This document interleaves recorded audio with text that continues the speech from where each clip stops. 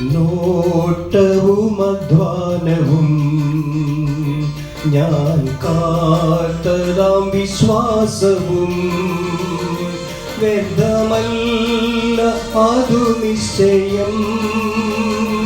വേഗം കാണും എൻ മണാളനേ, വ്യർത്ഥമല്ല അതു നിശ്ചയം. വേഗം കാണും എൻ മണാളനേ.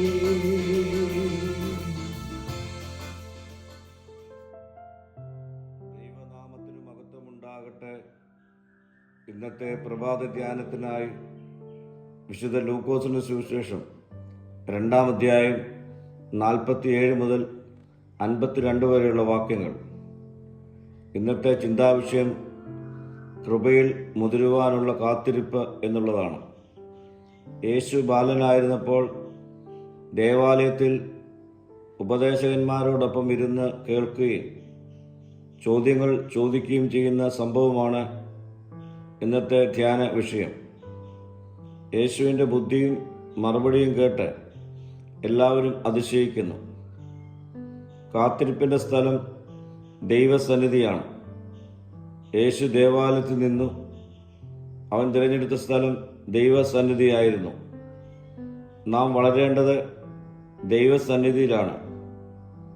കാത്തിരിപ്പ് സമയം പാഴാക്കുന്ന സമയമല്ല, അത് തയ്യാറെടുപ്പിൻ്റെ സമയമാണ്.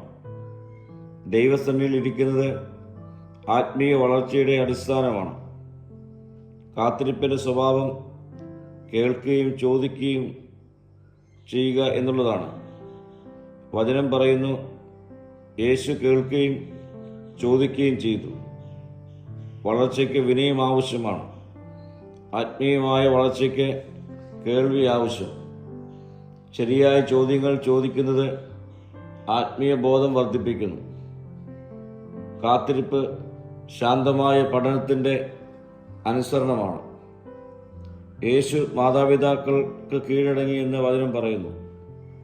വളർച്ചയ്ക്ക് അനുസരണം നിർബന്ധമാണ്.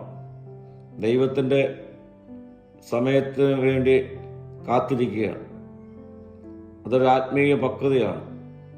ദൈവത്തിൻ്റെ പദ്ധതികൾ വേഗത്തിലാക്കുവാൻ ശ്രമിക്കേണ്ട. യേശു ശുശ്രൂഷ ആരംഭിക്കുവാൻ കാത്തിരുന്നു. കാത്തിരിപ്പിൻ്റെ ഫലം കൃപയിലുള്ള വളർച്ചയാണ്. യേശു ജ്ഞാനത്തിൽ വളർന്നു, പ്രായത്തിൽ വളർന്നു, ദൈവത്തിനും മനുഷ്യർക്കും പ്രിയങ്കരനായി വളർന്നു. ഇത് സമ്പൂർണമായ വളർച്ചയാണ്. ആത്മീയവും ഭൗതികവും സാമൂഹികവുമായ വളർച്ച. പ്രിയരെ, നമ്മുടെ ജീവിതത്തിലും കാത്തിരിപ്പിൻ്റെ കാലങ്ങളുണ്ടാകാം. കാത്തിരിപ്പ് ശിക്ഷയല്ല, അത് തയ്യാറെടുപ്പിൻ്റെ അനുഭവമാണ്. ദൈവം നമ്മെ കൃപയിൽ വളർത്തുവാൻ ഈ നാളുകളിൽ നമുക്ക് കാത്തിരിക്കാം. പ്രാർത്ഥിക്കാം. കർത്താവേ, നിന്റെ പ്രവൃത്തിക്കായി കാത്തിരിപ്പാനുള്ള കൃപ എനിക്ക് നൽകണമേ. മഹത്വം നീ എടുക്കണം. യേശുവിൻ്റെ നാമത്തിൽ തന്നെ. ആമീൻ.